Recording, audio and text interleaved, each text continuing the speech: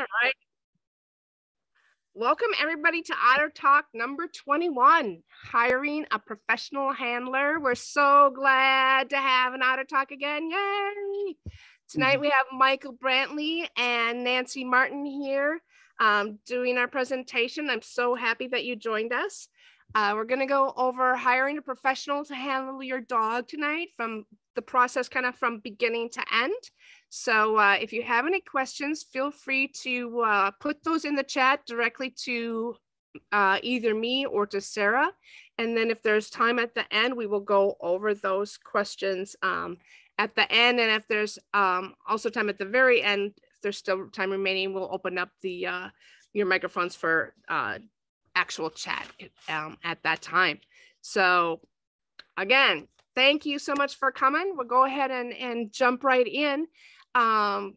We have both Michael and Nancy here. We'd like you to kind of cover the process from start to finish for somebody who's never hired a handler before, the whole process. But before we get to that, I'd like to start with introducing yourselves and how you got started in dogs, and how you got started in handling dogs, and how you got started handling professionally. And Nancy, we'll start with you. Okay, great. So I grew up on Long Island, and we started with Dobermans, and I went to obedience training classes, and I was 10, and she was really, really good. So they said, oh, you need to take her to the dog show and get her a little obedience title. So when we entered the first little match show, my father found out about it, because my father was an attorney in New York, and he was at the time president of the Bar Association. And one of the attorneys that he knew from the meetings, the Bar Association meetings, was Donald Buxbaum. And so that was early, before he judged, they were breeding and showing Great Danes, and he suggested this little puppy match that we go to. And so the first show we ever went to, we were going to show an obedience. And then when we got there, you sign up at the little entry table, and they're like, oh, no, put her in juniors, and let's put her in the, anyway. So that's how that started.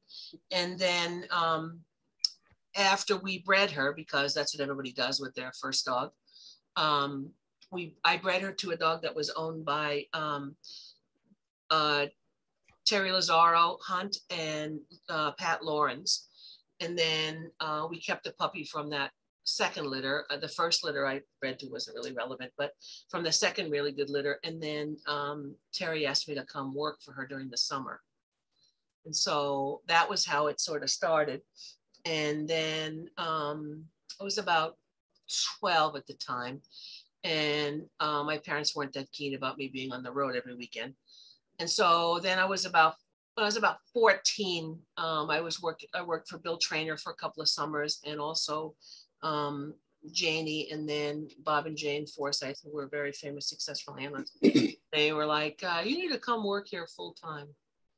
And so I was like just about 17. So I graduated high school early and went to work for Janie. And that's sort of it in a nutshell. And then once I worked for her, the next progression is you go out on your own. Yeah. Michael, how about you? Well, I grew up in the dog world. My parents were showing Pekingese before I was born. And they got a chow from one of the old time breeders here in Lubbock, Texas, where I grew up. When I was about 5 years old. So I grew up with the chows.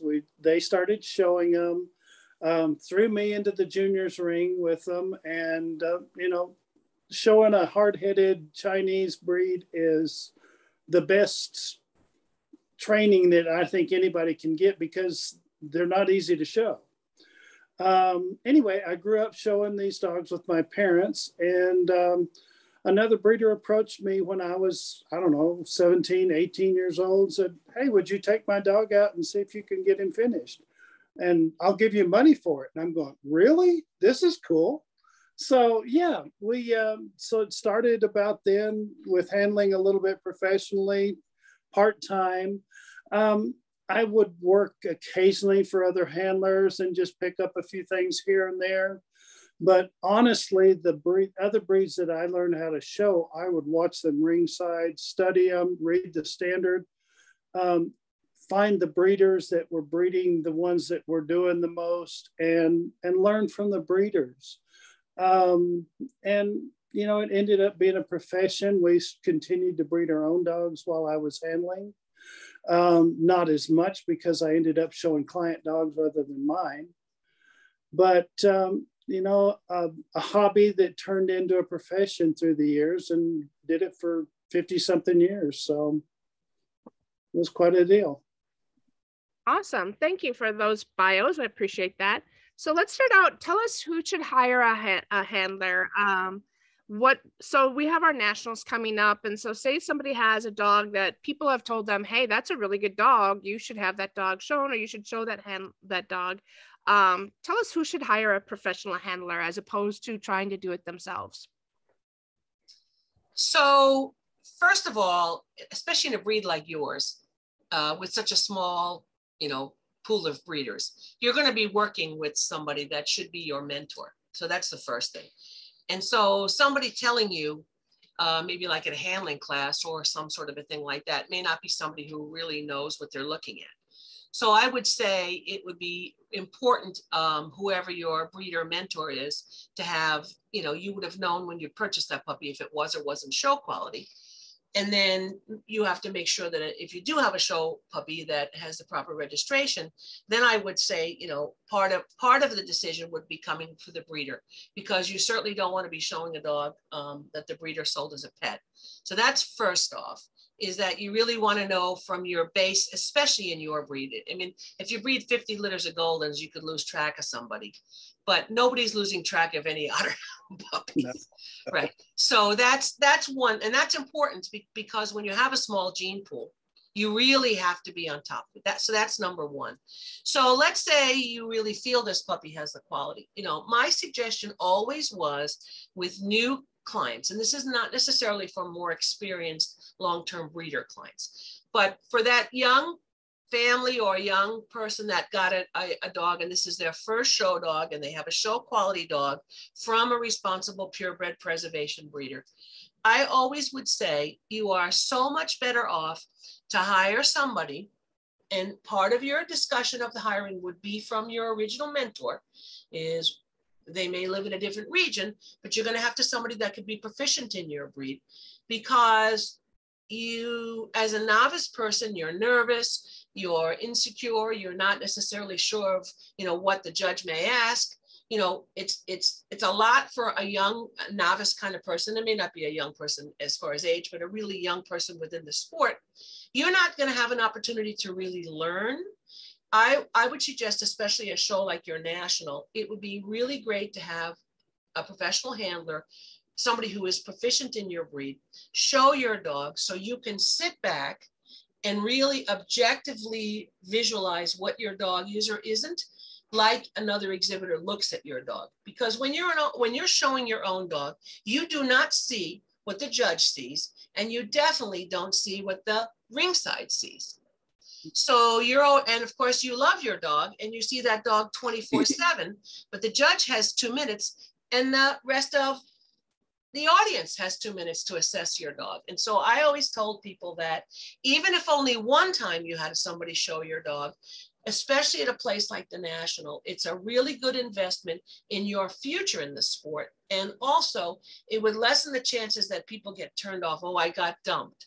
Well, you might not have got dumped. You might have got 3rd out of 3, okay? But maybe the 2 dogs ahead of you go on to win best in shows, and so do you. You know, I mean, I went 3rd out of 3 one time in a class, and all 3 of those dogs went on to become best in show winners. So I think that's one thing, is that it really gives you an opportunity to grow in the moment rather than stress to get through it. Very good points. Very good points. I think sometimes people think it's a lot easier than it actually is. You know, they think, oh, how hard can it be? I can just do that. And it's a lot harder than it looks. Oh, yeah. It's like a golf swing, that there's so many things to remember and think about, and then you get nervous on top of that, and it's very difficult. Right. Michael, do you have anything to add to that? I mean, you covered it really well. I'm sorry. You know, the thing I would like to add is that I want people to learn their breed. If you're a new person in that breed, yeah, you've got to have a mentor, a breeder that started in that, but you need to learn that breed yourself. And part of learning that breed, if you're physically capable, is to get out and show that dog a little bit, maybe not at the national, like Nancy said, but at some local shows, some fun matches, whatever. Learn about the structure of your breed, learn about the points that matter in it that make it an Otterhound. And you will be less disappointed when you don't win if you understand what you're doing a little bit more. A handler is going to present that dog to its best advantage, and that's why at these big shows that, yeah, I would more than recommend a handler to do that. But it's got to be somebody that knows a little bit about that type of dog, about that breed. You're at a disadvantage because there are not very many Otterhounds around. So, you know, find somebody that shows bloodhounds, that shows other hounds that are similar dogs that you would feel comfortable with. But it's just, yeah, you just have to be comfortable with the whole situation. But yeah, I most definitely would hire a handler at the national. So what's the first step for somebody? How should they go about finding a handler, other than like maybe talking to their breeder or something like that? What's the best way to start the process, to contact the handler or go about it? Well, of course, your basis, is your mentor. And it may be where your mentor is in a different part of the country. So maybe you're on your own or you live near somebody. But the first thing is the professional associations. Mm-hmm. You want to definitely stick to the associations, and there's a reason for that. It's about facilities. So, the basic thing is, especially if you're sending your dog to travel, there is nothing, winning and losing is nothing. It's all about care. Because if your dog is well cared for, happy, not stressed, in good condition mentally and physically, the winning will happen. Mm-hmm. So the most important thing is about care and custody. And those professional organizations do have caveats. You want somebody who have financially stable, somebody who has the proper type facilities, who has the proper vehicle, air conditioning, exercise pens, anything like that. Those are all the things that your professional associations are going to give you a good basis for. And so I would definitely say that you definitely stick with what we would consider a legitimate professional who's a member of those organizations. Yeah. Excellent. Those are very good points. And how do we know if our dog is show quality? So say we have a new breeder that's not quite sure, and we live in a place where there's no other dogs to look at or see, and we don't have like a class we can take locally from a kennel club. So say I'm in Wisconsin and you're far away, but you're going to be at the nationals. What's the best way to determine if my dog is showable, or if you're going to show my dog based on quality? Well, we had a lot of dogs from other parts of the world and other parts of the country that we got on video, never saw them physically till they showed up. That's the thing. We have technology now. And these days you can just do, just take your phone out and do a video. What you can't see in a video, of course, is the way that the animal feels, whether they're in good weight or muscle tone, or, exactly you can essentially have some vision of what the coat texture is like. But I think that these days with technology, you can reasonably have some kind of concept whether this dog should even be in the ring.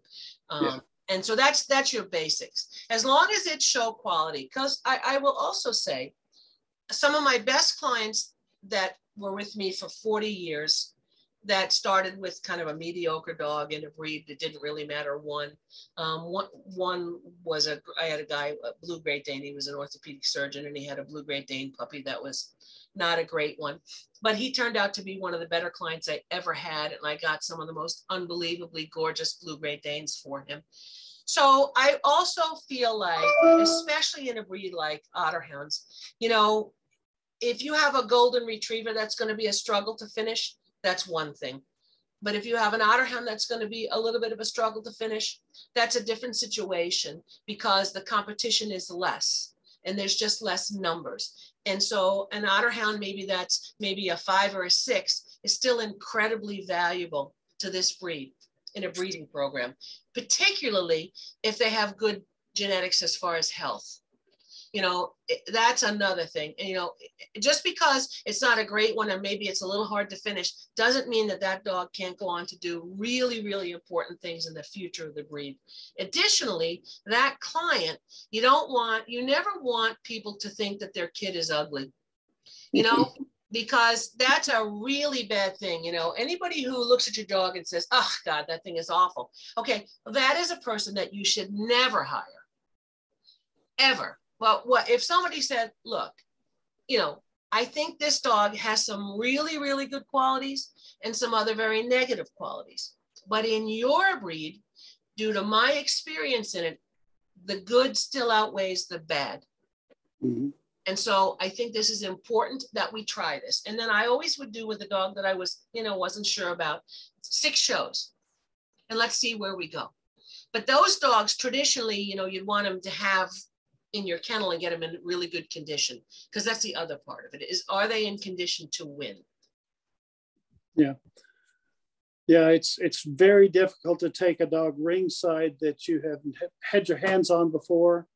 You don't know how they're going to react to somebody new, and you know, if you're going to give your dog the best advantage you can, then if at all possible, the dog needs to spend a little time with the handler before those shows. Great, good point. Can you kind of explain a little bit about the difference between a ringside pickup and sending your dog out with a handler? Right, so I probably did 10 ringside pickups in my whole career. I just didn't do it. It just didn't work for me. For the most part, I had some clients who were very proficient in grooming and presentation, but for the most part, the really, really important thing, and I think this is so important for people to understand, is I love dogs. That's why I did this for a living. I want your dog to love me. You should never be jealous if your dog loves me. This is not like a dating app where, dog. I mean, we had a couple of clients that were really, really upset when they came to pick the dogs up and they were like, oh, well, I guess I got to go home now. That's what you should have. Yeah. You know, it should be a really good rapport. That dog should be happy and healthy and secure and, you know, gregarious and have all the qualities that you want in a breed, and they should be in condition. And a really big part of that is the average person who owns a dog, they work, they have a job. They are a nurse, they're a firefighter, they're a lawyer, whatever they are. That's what they're proficient at. That's what their training is in. And that's what their time is spent on. So, and when I need a lawyer, I'm going to pay for that hourly fee for all their experience in schooling. And that's the same thing with showing dogs professionally. And for the most part, in particular with dogs in coat, it is really difficult for especially more novice people.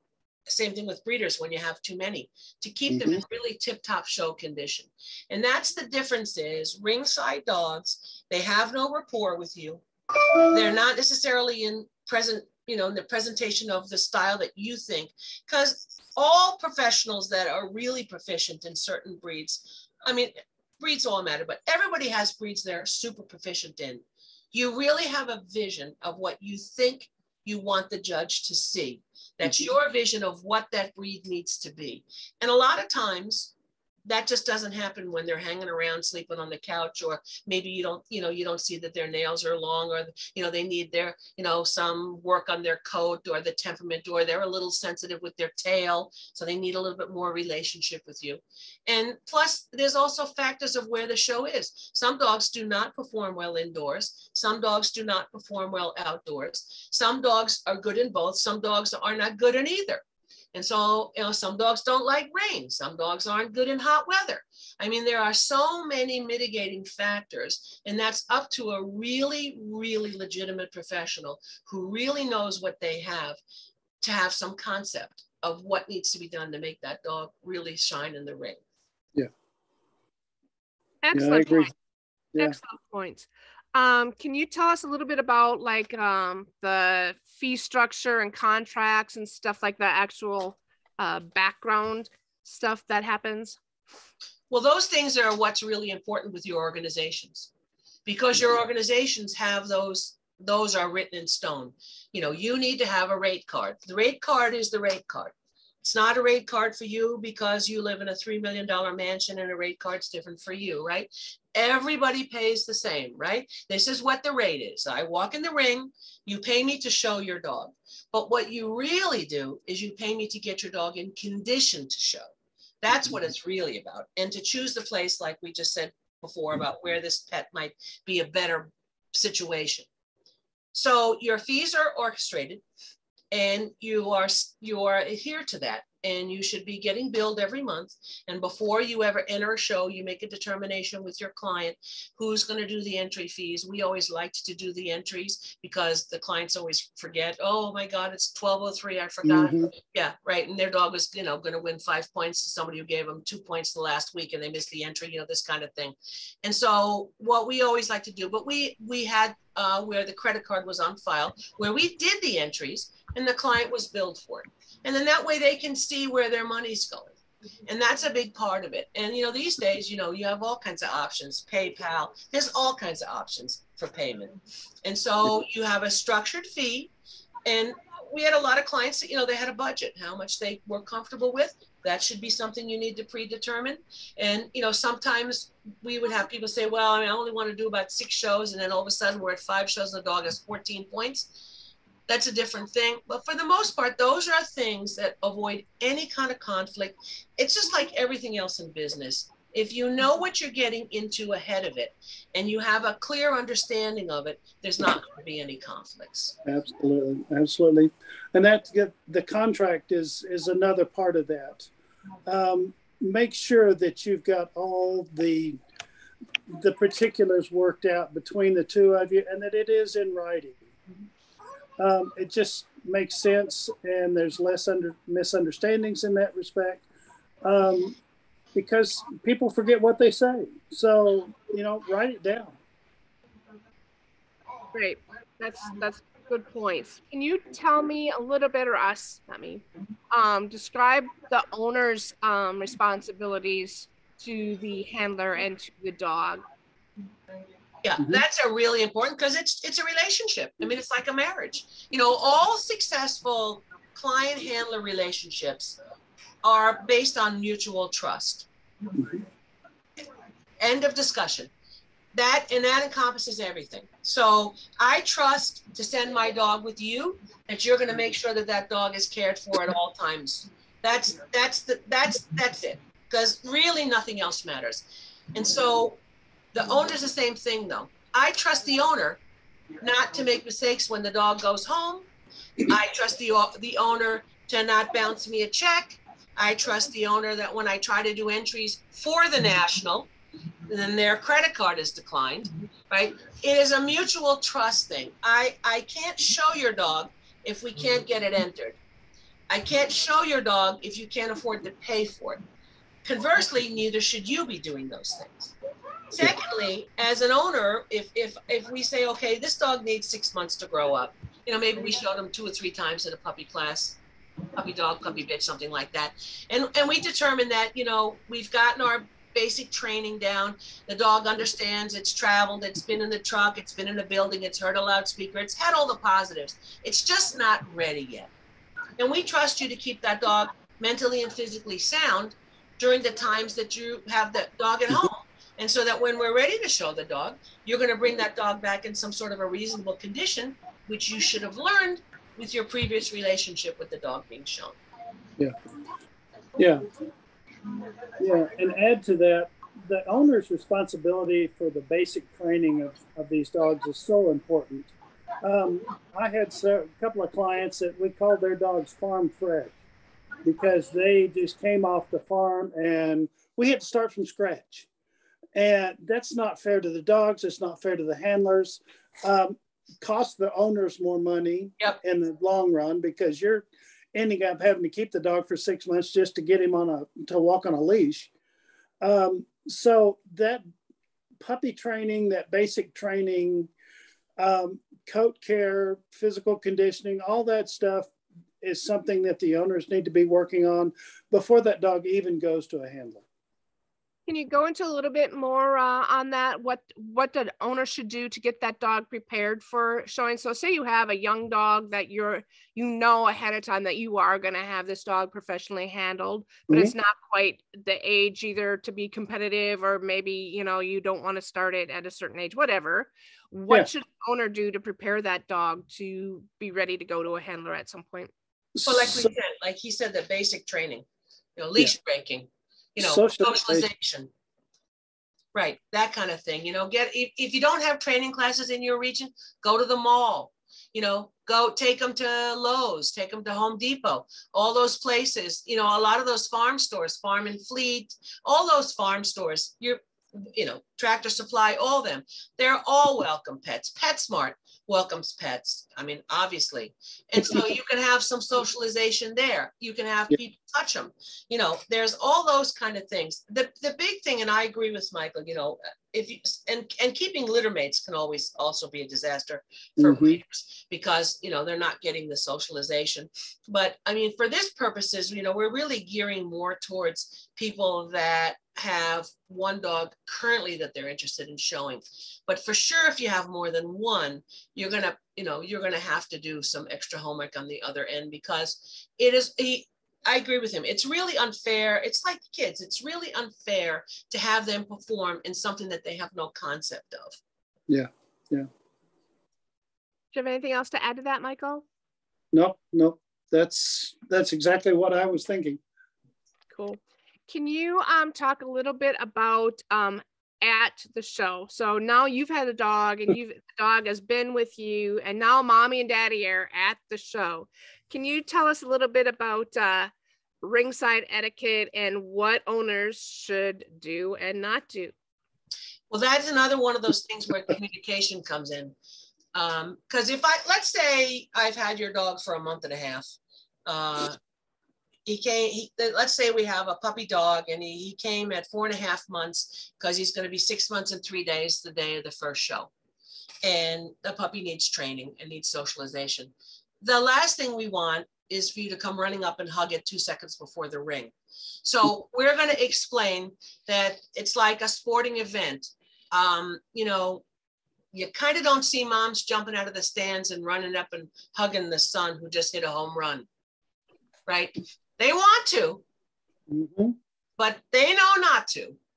And so that's a big part of it, is that for me, you know, it's really important to educate the client that all their positive emotional response and all the love and support they have of the pet just needs to be kept within the parameter, to not do anything to negatively affect the pet's performance. That's number one.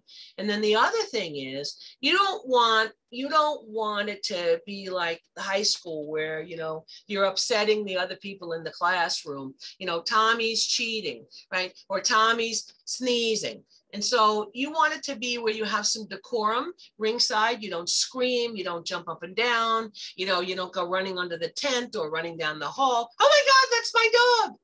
So part of that, you have to, because you don't want to scare anybody else's dog, and you also don't want to upset other exhibitors, and you don't want to do anything that could also, if your puppy's first show and you scream when it wins, like that could ruin that dog's career, or somebody else's dog's career. And that's the other thing is, you know, it's like we say in life, you want to behave in a way that respects your dog in the ring and somebody else's. And firstly, we don't want somebody screaming in the ring next to us and jumping up and knocking over their folding chair, because that can ruin your dog's career. Yeah. And yeah, we're all happy when our dog goes in the ring and wins, but unless it's a national best of breed, don't sit there clapping for your puppy when nobody else is.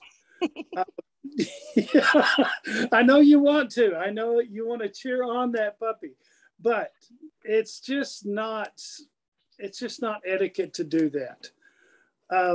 And going on with what Nancy said about not being a part of it, dogs that we've had on the truck for quite a while, dogs that were specialing, campaigning, we work those dogs in eventually to where their owners can be ringside, where they can watch.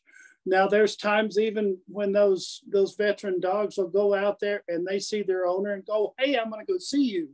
But 9 times out of 10, once they are accustomed and bonded with their handler and know their job in that ring, eventually the owners can come and join in ringside and watch their dogs and be a part of it. So it's not like we're banning their owners from the ring or looking through binoculars. Although we've all had a few of them. Yeah, we've had some of those. Yeah. But it does, you can work into it. You can work into it.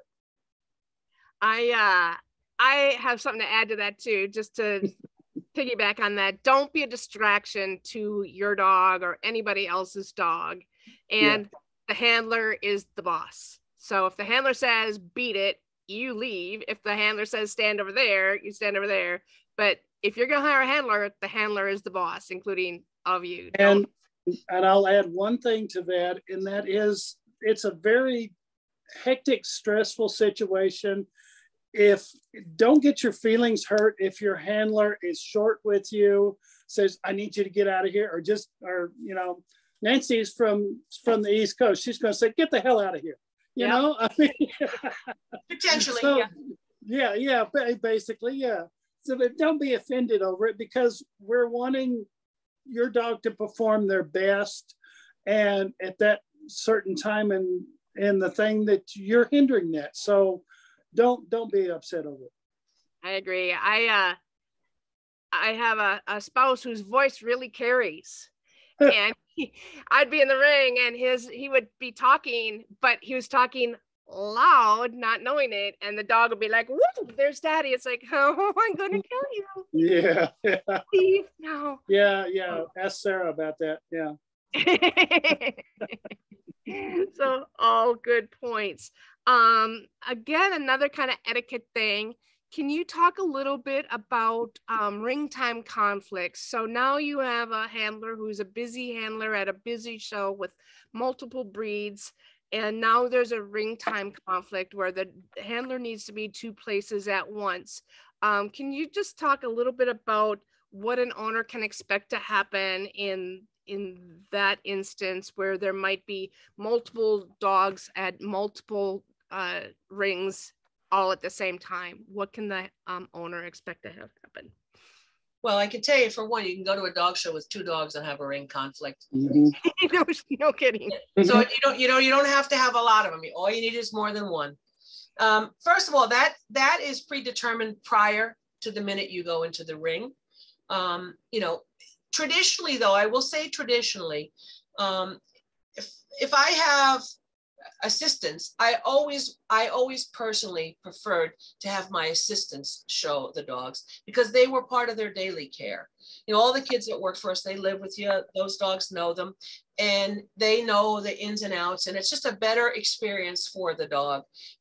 Some dogs, again, can be covered by another professional and do okay, especially if they've had really good experience up to that point. I also had situations with clients where we had come to the decision prior to showing dogs that if I couldn't show the dog myself, or my assistant couldn't show the dog, that we weren't going to show the dog on the day, because that dog just isn't going to be good with a stranger. And that's another thing, is that there are some dogs that they just are not good with. They have to have that relationship with you. And so as far as, like, let's say priorities or in your hierarchy, if I have a 6 to 9 puppy dog, and the ring conflict is the exact same time as a top winning specials dog in another breed, I mean, obviously the priority has to be for the top winning specials dog. But what you want is, you don't want it to be where you have to make those decisions without any kind of a prior relationship with your client. So our discussion is going to be, I can look at the schedule ahead of time, and I would call clients and say, look, I'm looking at the schedule and it's not looking too great here. And here's what our choices can be.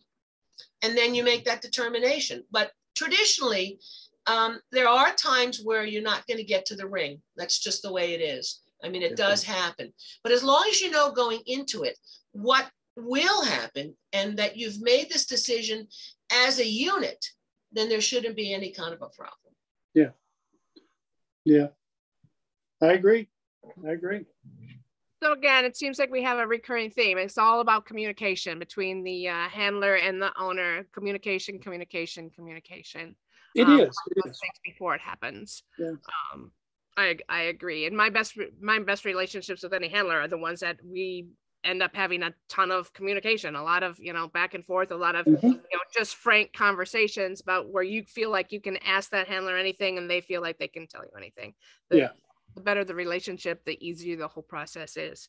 Can you tell us a little bit about when a ringside pickup might be the best for a specific dog? Yeah, so I mean, for me, that was really a rarity. I did have one or two clients. I had one dog who was actually a pretty big winning dog. She didn't travel well, and she drooled, and so we were able to kind of work it in where she would allow us to show her, and she would concentrate with the owner bringing the dog. She was better driving in a car than she was in the truck. And so that's the kind of thing. That's a bit of an extenuating. That was the only one dog really that I ever had that kind of was a drooler, and in a coated breed, a white coated breed. And but for the most part, it would be very rare, especially in a breed like yours, especially young Otterhounds. I can't even imagine, taking a 7-month-old Otterhound puppy dog in the ring that just met me 3 seconds ago. I mean, that's just not going to go well. And so I really feel like to get to the point of ringside, there's going to have, and like Michael said, when you have experienced dogs and they have more mileage, it could work into that. If we've shown this dog a little bit young and you've learned how to present it and the dog will allow, me to just take it ringside, it could be worked into that. But it is really a rare dog that you can just grab ringside and walk right in the ring. It really is. Yeah. Yeah. And you're spending your money having us show these dogs, and why not show them to their best advantage? Because when one of us takes a dog ringside, we don't know what's going to happen. That dog may try to leave the ring. Who knows? I mean, you're kind of wasting your money to do that in most respects. Now there's exceptions always, but the rule is don't do that. We had a pretty successful dog that we actually had Nancy's husband show for us ringside, but it was a dog that nobody knew how to groom back then. And we would have it shown when we were in that region, and there was not a handler that had shown him before in that region. And Brian was actually real successful with it. And we were just lucky we had that kind of dog that he could just be handled by whoever took him. Yeah. He did well. And that was how he grew up, was, right. He never was on anybody's rig, but he was shown, here and there, and was a very successful show dog, but that was a rarity. And we've never had any other dog like that. Yeah. So that's just my 2 cents on that. So how long should somebody show their dog? Talk about that, the difference between, just showing it till it's championship versus campaigning a dog. Well, the big thing is, we have to know, first of all, it's about finances. That's the most important thing. I mean, not everybody can afford to have a major campaign. So that if you have a dog that, let's say you have a dog that we really think could do a lot of winning, there may be options, for that. Maybe the breeder would be part of it or whatever. But the most important thing is you need to really know where your finances are. That's the important thing, because you can get caught up in it. I mean, let's say I have a class dog and I win a couple of groups in the classes, I mean, things just take off, right? And it becomes more of a really emotional, wonderful experience for the owner, but maybe not for their wallet. So the big thing is you need to know your parameters about where your finances are at. The second thing is, if you're just showing a dog to finish it, traditionally, very rarely do you finish a dog that has special potential that you're going to start right off running. Mm-hmm. Usually you finish them a little younger, let them sit home and grow up. I mean, we've had it. We've had dogs. I mean, occasionally you have an older dog that comes to you, or maybe somebody sold a dog and got it back, and they're like, "Oh my God, I can't believe I almost screwed this up." And you got some 5-year-old dog that's like ready to walk in the ring. That is also a rarity. So in general, you want to look at it. What I would discuss with clients is I told them to look at it like school. You started in K, you might get to junior high. Okay, then we get to high school. Okay, then what? Are you ready for graduate school, or are you ready for medical school? And if you're going to just go through K till 12, most people can be pretty comfortable with that. But if we're going to go on to some big schooling, if we're going to get our master's, or we're going to get our doctorate, well, then we're going to have student debt. And so it's not unlike showing dogs. If you have a student who really doesn't really have it, but you have a student, everybody has boy, this kid's really sharp, and this kid's really got it, and this kid's going to be a really successful brain surgeon, right? Well, you're going to kind of know that when you get through those steps. And that's where it really comes, where the communication is important, and also about what you plan for that dog and whether or not you want the dog to be on the road for that amount, or whether or not you can really even afford for the dog to be that successful if the dog has the potential. Yeah. Yeah. And part of the joy of this sport is that you can do this at any level you want. But again, what Nancy was saying is, please don't hawk the house to do it. Right. I mean, it can become an obsession, and you need to be aware of that, because it can take you, and I've seen people go broke doing it. And that takes a lot of the fun out of this.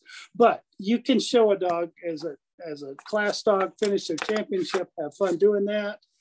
Or, if you want to take it to the next level and go out there and special dog and be a top winning dog, then, you can do that. It's not critical that you do both.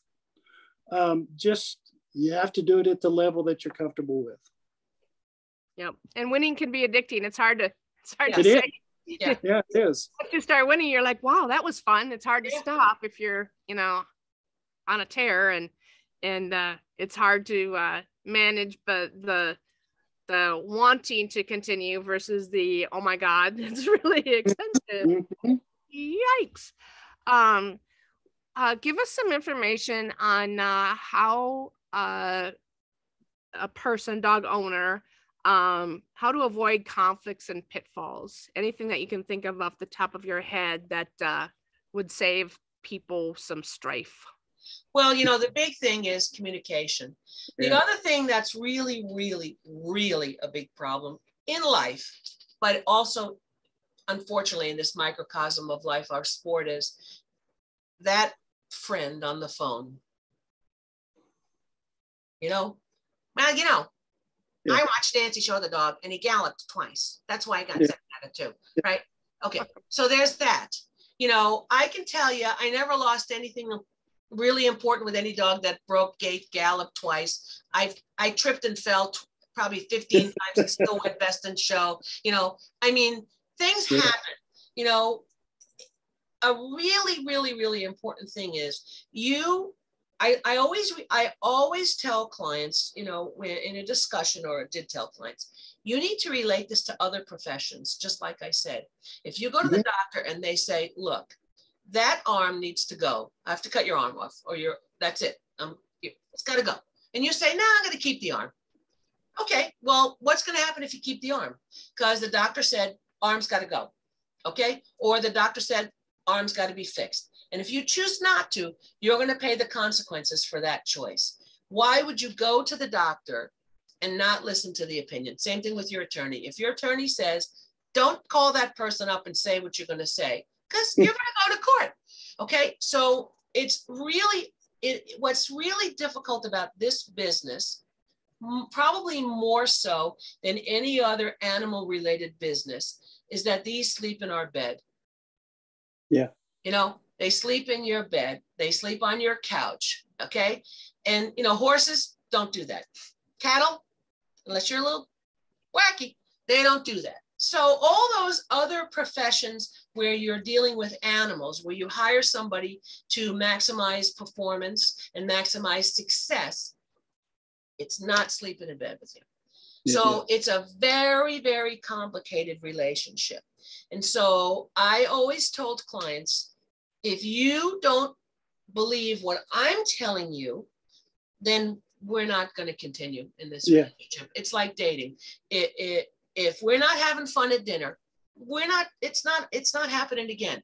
And so if you listen, that's always so negative, because a lot of people, oh, somebody told me in training class that the dog, the blah, blah, blah. A lot of it is people don't know your breed. They don't know your breed. I mean, maybe they don't know even their own breed, but some of these comments with your friends that you meet, you go to, you travel in your trailer and you meet a couple of people that are camping with you, and they have, Norbotten Spets or something, and they're going to tell you how your Otterhound puppy looks with your handler, that they put the tail over his back and you shouldn't do. That's because they don't know what they're talking about, right? And I've always said to people that it's just like everything else in life. You should always respect the profession you're paying for the advice in. And you should always respect that person should be giving you what you pay for. And if you don't think that's happening, then you shouldn't be together. But if you go through all the proper steps that we've gone through in the early part of this discussion tonight, you're not going to wind up with those pitfalls. You're going to be in a positive relationship with a professional, which is a very complicated, very intense relationship. There's a lot of emotions. We don't like to lose either. And we really don't like to lose for our clients. I mean, I cannot tell you how happy I was when texting started, because then I didn't have to call. I could just text. Oh, God, Mitzi lost. Right? I didn't have to go, because, that's the other thing is, it can become not unlike a negative domestic relationship, because it's always supercharged. And, when you're really into it, I mean, very few dogs we really were into. If it was a dog that I wasn't into, I'm not interested in showing it. But we want to win. We want to win, not because of our ego, because of our ability. And we want to win for you. And we want to win for the breed. And we want to win for the good of the sport.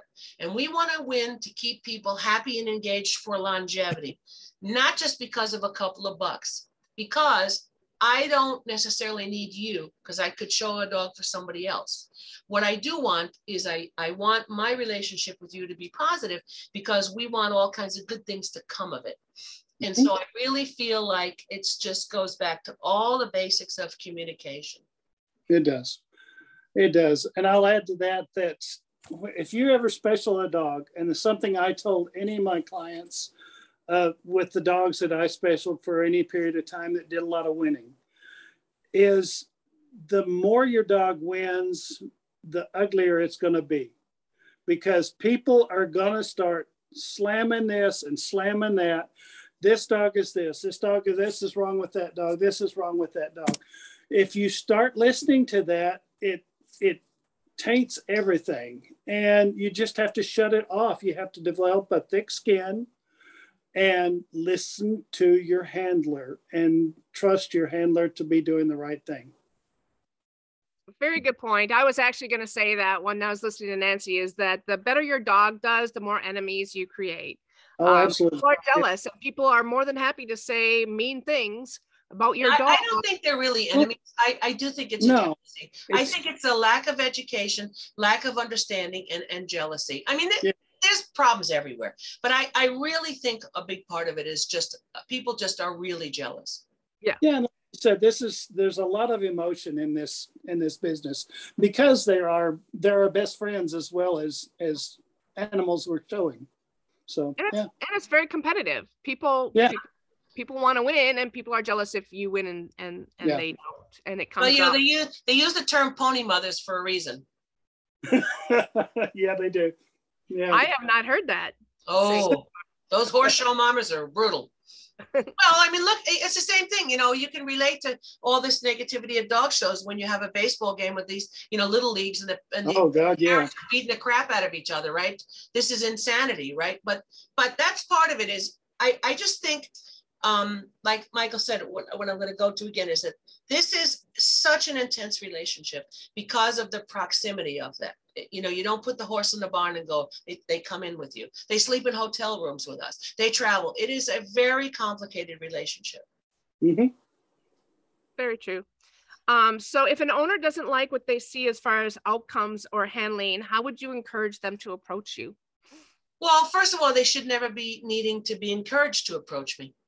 I mean, our relationship should be good enough where you can say, just not that happy with how Mitzi looked this last 2 weekends. And then maybe I'll say, I agree with you. Maybe we need to look into something. Maybe, maybe we need to check her thyroid, or maybe, maybe she's got a UTI or an ear, whatever. I mean, there's always other factors. And so it may be where there's a health issue, or, maybe this dog, we come to a point where if you don't think the dog is looking or showing good, well, I'm going to think the same thing. I'm going to probably think it ahead of you. But it may be when we find out that this dog can't be shown outdoors in 90 degrees, right? This dog can't fly, these kind of things. And so, but there shouldn't ever be any kind of a negative performance with the dog, or some kind of a negative relationship with you and the handler that just sort of crops up out of the blue that can't be dealt with by the handler.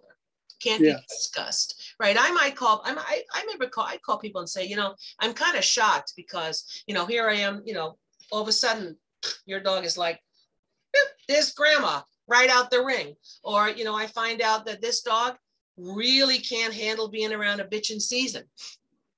I've been showing this dog for 6 months and he's been perfect. And all of a sudden I come around, I'm first in line and winter's bitches in season, and it loses its mind. Yeah. And I've never had that before with this dog. I didn't know he was like a sex crazed guy. Maybe he didn't know. So there are a lot of factors. What if I'm standing in line and the guy's dog attacks me from behind? I mean, there's a lot of things that can happen. And so if there's something that the client doesn't like, it's mostly because the client doesn't understand why it happened. Yeah. And that should be able to be an easy discussion. Yeah. Yeah, it boils down to communication again. Mm-hmm. It truly does. Exactly.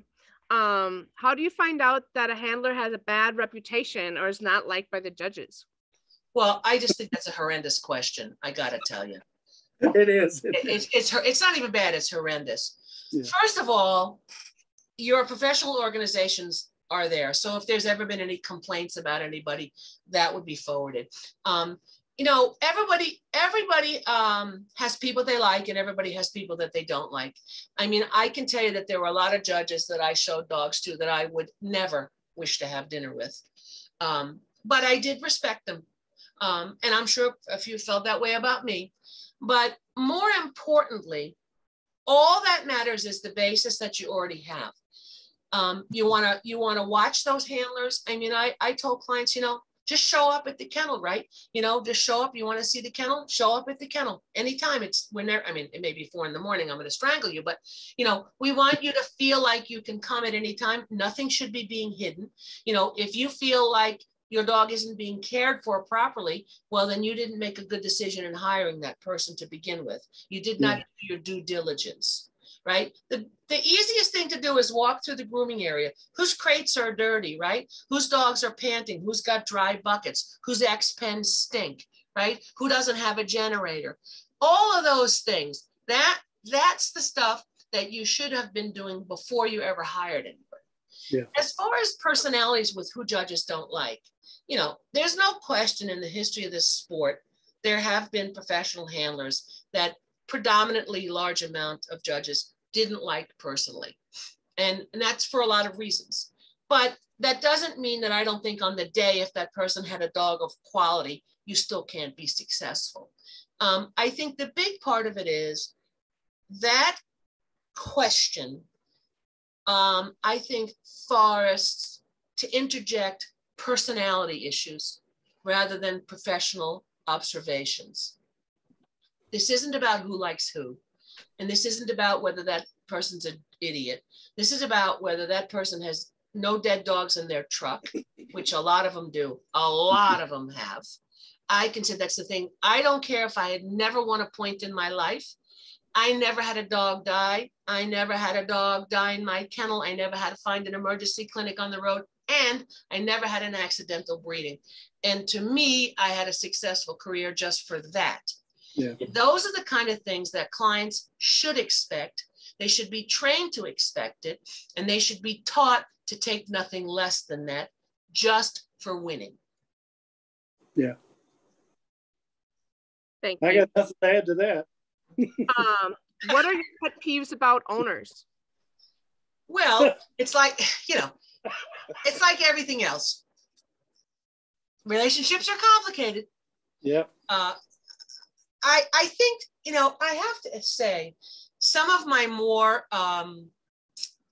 interesting clients were really quirky, temperamented people. I always really relished in the complicatedness of the relationship. And I always felt it was really quite enjoyable to sort of interject myself into how they're viewing what's happening. And, and also depends on your breed. Some breeds, the people are extra quirky. And in other breeds, they're kind of beige.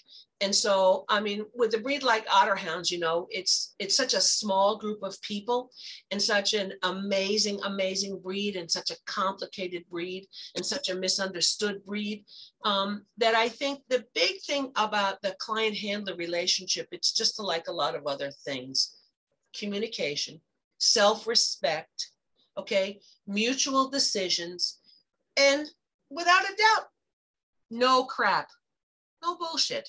Just be honest. This is not working. This is working. And, this is the way you need to behave at the ring. I had a client. She was very early on. It was a new breed that got recognized.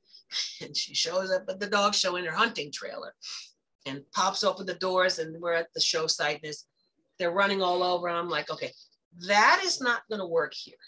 Okay, that's okay that you're hunting, but you can't show up in your hunting trailer and let them run all over the dog show to go potty. Okay, that's not going to work. And so sometimes it's just a matter of people don't know what's right. And sometimes it's just a matter of what they think they can get away with. And sometimes it's a matter of they just aren't aware of how it looks. Yeah. And I think it's always about communication. Really, it really, really is. Yeah, it is. It's developing that relationship with our clients. I think we've all had clients that we couldn't get along with, and we had to sever that relationship.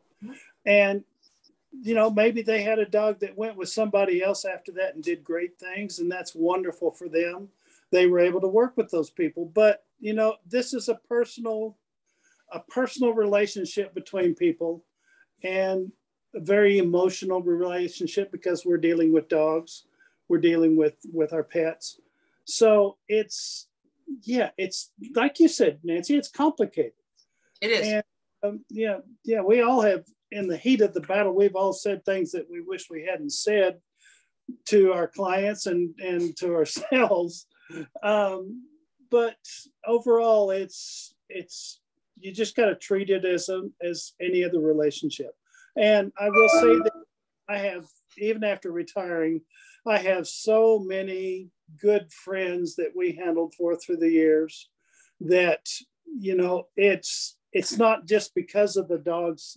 It started because of the dogs. Well, you meet because of the dogs. You meet because of the dogs, but we are friends for life. So it's just look at it that way and not strictly a business transaction.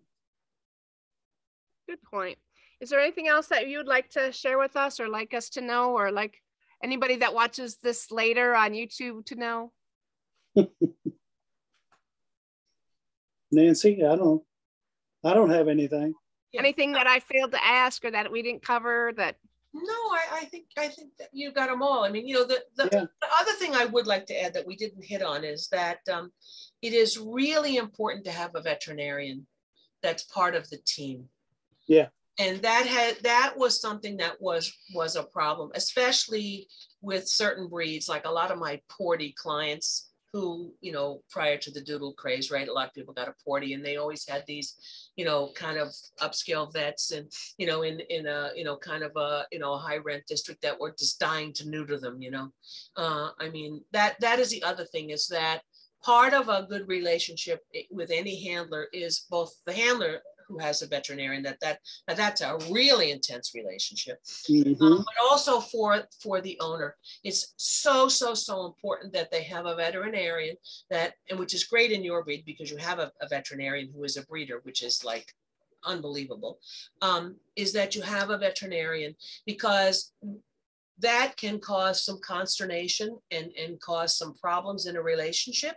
When I say, look, I think this is a problem here that we need to address, and then that person's veterinarian says no, right? Because they don't understand an ear infection or, you know, whatever, any funky thing with an otter. It's something that they might not really understand.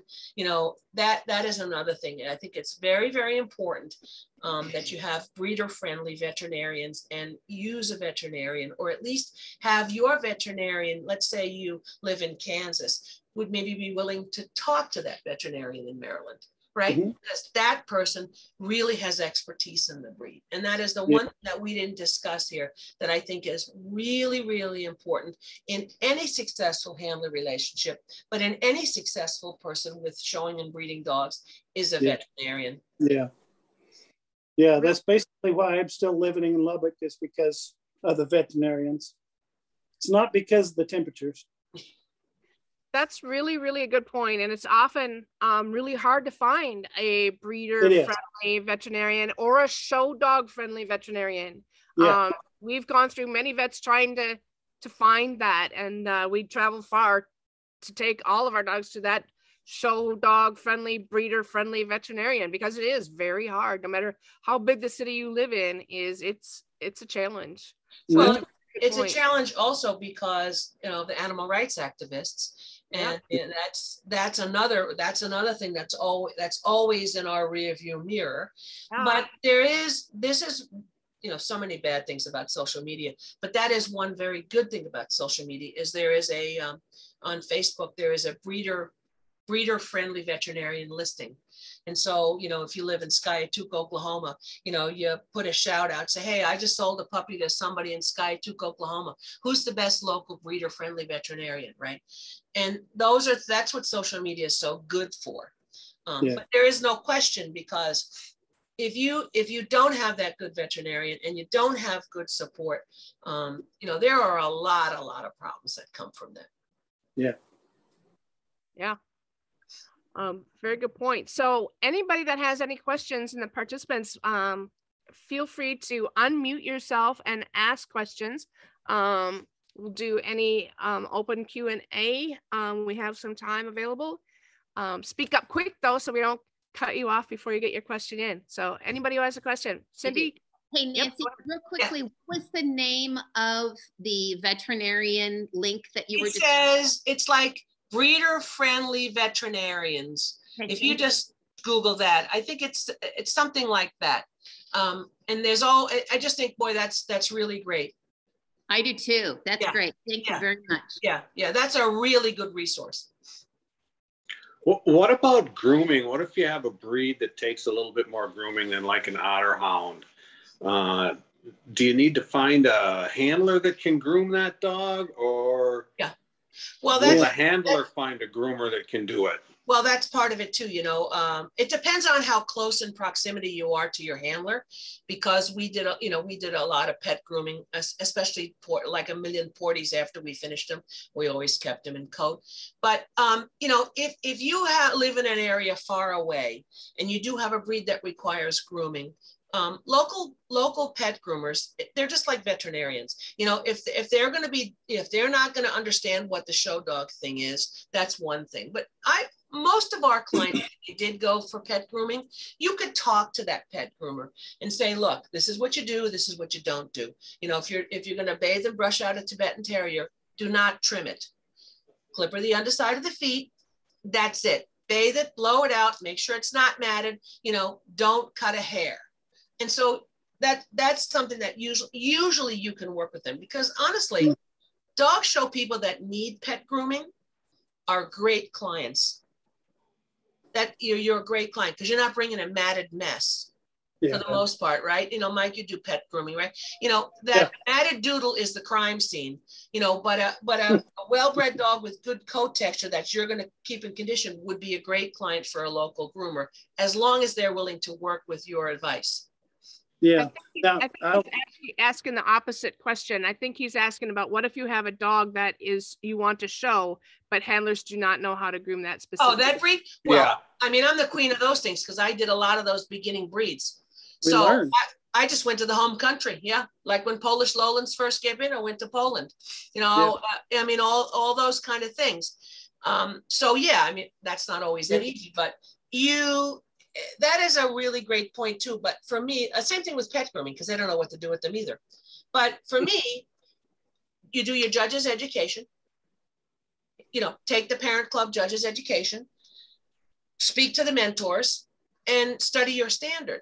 You know, I mean, I had a lot of those, you know, breeds that came in that, you know, were like never been shown in this country before. Spinoni was a perfect example. And I got that huge Spinoni client because of Otterhounds. She had just moved to Minnesota. She was a doctor, and she went to some Minnesota shows, and she was really she is an amazing person. But she comes in, and I was showing Lark at the time, which was an open mark tricolor Otterhound. And she's like, oh my God, you could show Spinoni. So, well, if I went to Italy, not everybody can do that. But if you do the stuff the same as the judges would learn, judges education, take the grooming seminars, do all the stuff that the Black Russians was the same thing. All the stuff that the parent club teaches. If you are any kind of a talent and any kind of a concept of what you're really doing, which you should be to be at the point they're getting paid to do it, you can work yourself into that. I had the great fortune to go to like all the home countries. Yeah.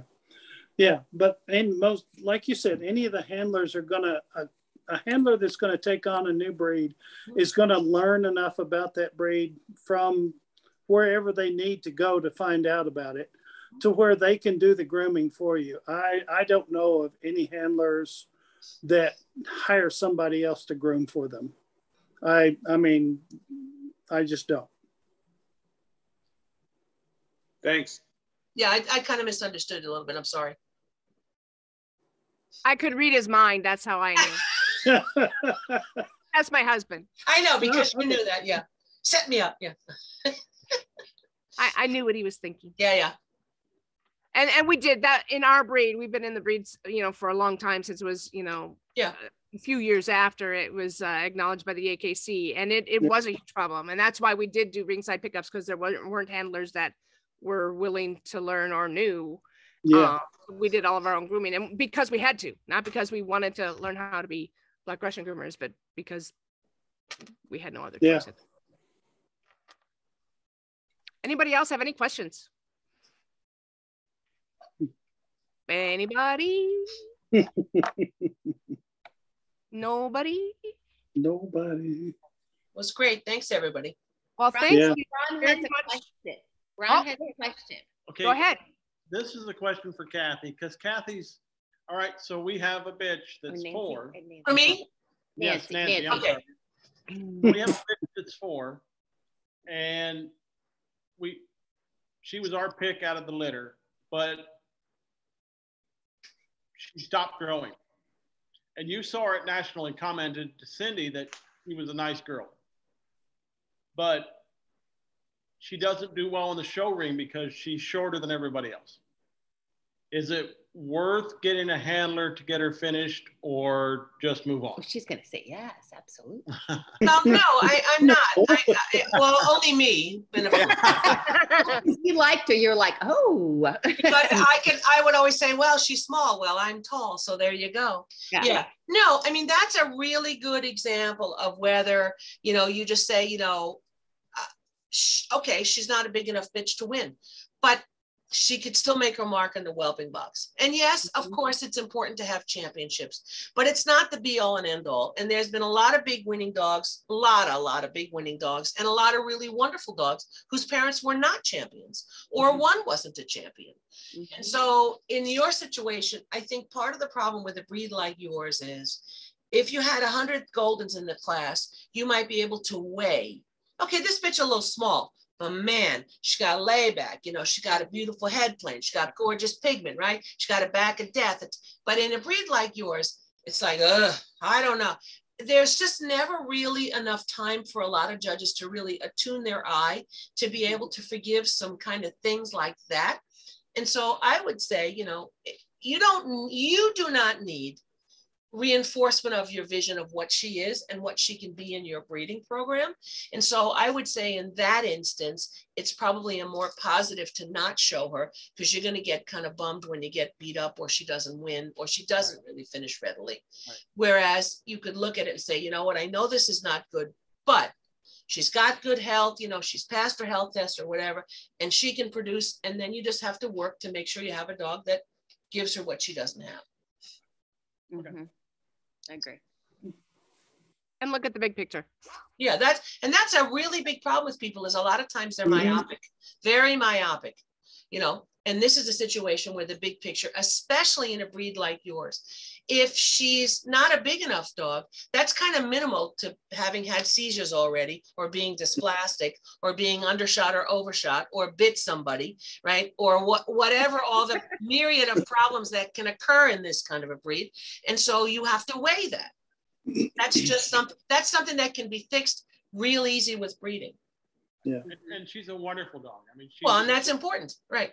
Yeah. So sweet, and you know, we just brought a new puppy in the house, and she gets along wonderfully with the puppy. So. Oh yeah, with everything. So she's cool. Anybody else have any questions? Well, if not, I want to thank everybody for being here. I'll have this video up on YouTube and email everybody when it's out.